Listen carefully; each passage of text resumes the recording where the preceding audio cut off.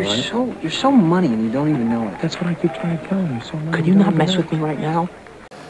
Hey everyone, I'm Halsten Owner and chef at the Burger Dive here in Billings, Montana. And you're watching Burger Dive After Hours. As you can kind of see from the stools that are up, we've just finished our service. We just closed for the day. I'm still here hanging out. Thought I'd do a little more cooking and show you guys. Today what I think I'm going to do is our California barbecue burger. And one of the things I realized when I first started doing barbecue specials here at the Burger Dive was the best way to get people to enjoy them was to do something a little bit different, and that's stick it on top of a burger. I love tri-tip, California barbecue staple. Grew up in the Napa Valley, so I love wine. And what I'm going to do today is going to incorporate both of those things into a great barbecue burger.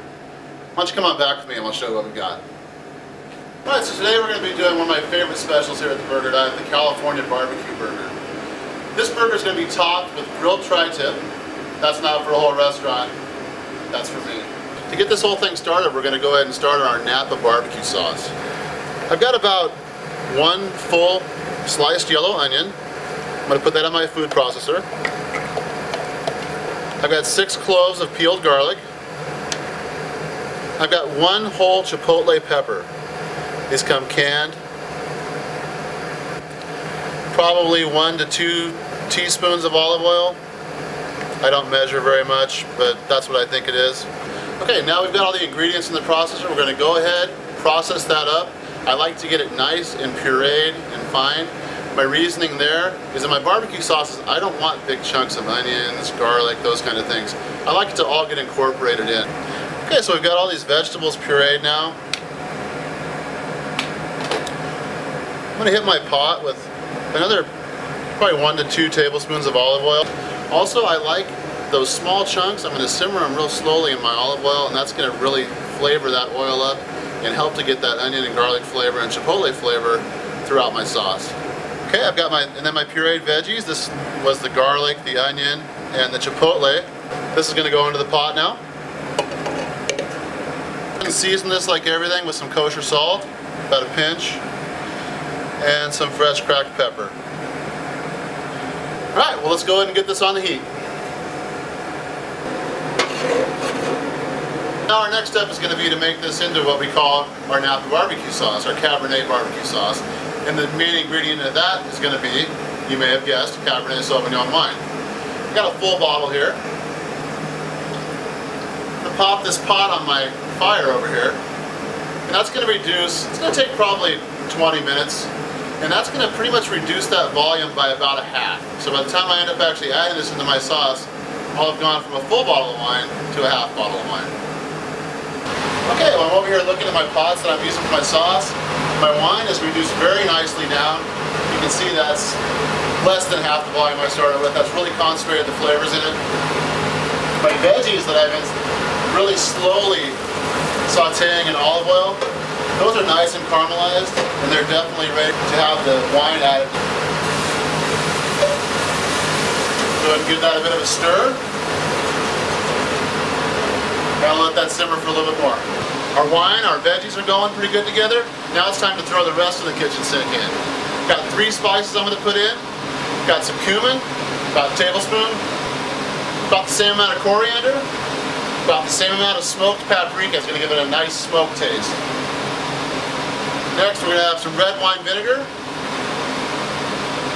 About the same amount of soy sauce. A nice hit of molasses, probably about the same amount.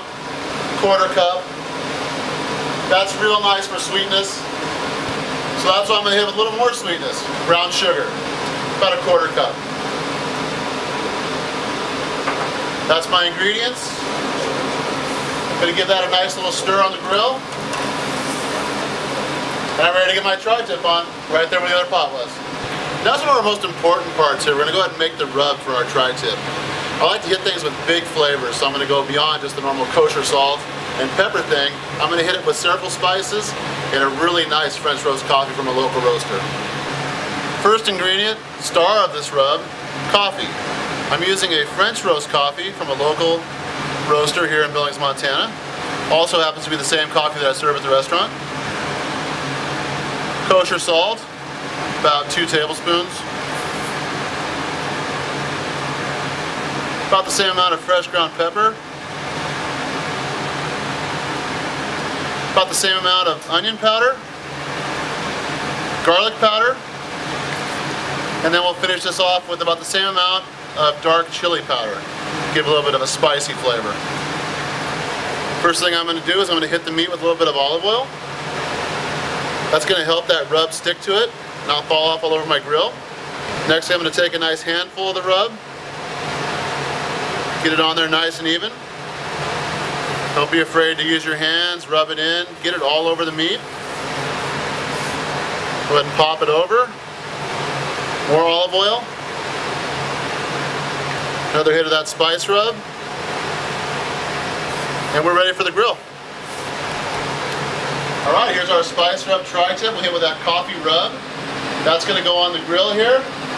I want to cook this to about a medium rare, medium. I don't want to overdo it because I'm actually going to cook it a little more on the burger when it comes time. Alright, so I'm going to go ahead and flip my tri-tip. It's been going for around 10 minutes on this side. Last ingredient in our Napa barbecue sauce, regular old ketchup. For my exact measurements, 1 bottle.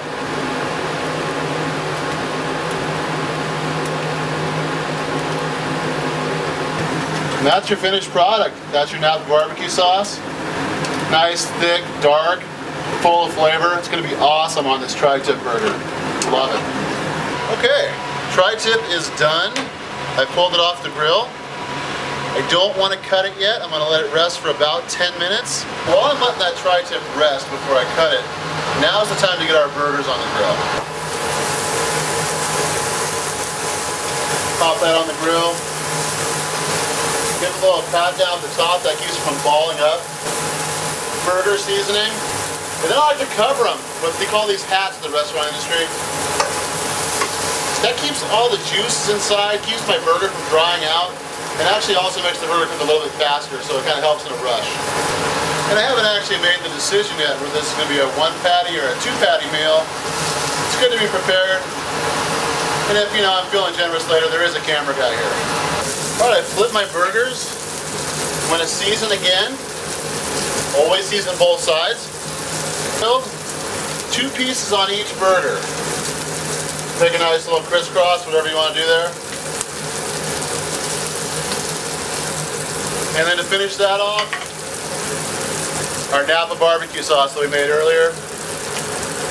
Nice generous amount of that. Let that go for about a minute or so. Get that sauce nice and hot. Get that meat cooked just a little bit more. Then I'm going to hit it with my cheddar cheese. Top it with my grilled bun. We're ready to eat. Alright. Oh, that looks great. I'm going to go ahead and put my cheese on now. I've got 2 slices of cheddar cheese, 1 for each burger. Got my buns grilling over here. Those have been buttered and grilled. That's an awesome bun made by a very good local bakery for us, specifically for us. Bottom of my bun, I've got mayonnaise, onion, lettuce, tomato. Burger goes on top of all those veggies. That's it. Alright, let's try this bad boy out. Oh man, that's awesome. Sauce, tri-tip, everything. Thanks for joining us this week on Burger Dive After Hours. Give it a shot. Hope you enjoy it.